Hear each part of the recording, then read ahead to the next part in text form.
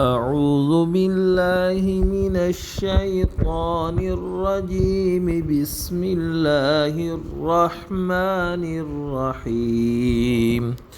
يا أيها الذين آمنوا لا تكونوا كالذين آذوا موسى فبرأه الله مما قالوا وكان عند الله وجيها.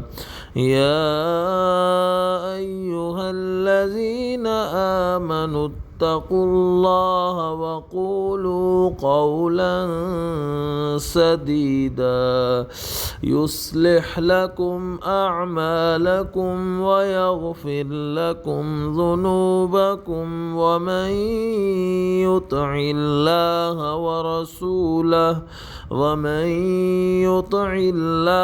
ورسوله فقد فاز فوزا عظيما.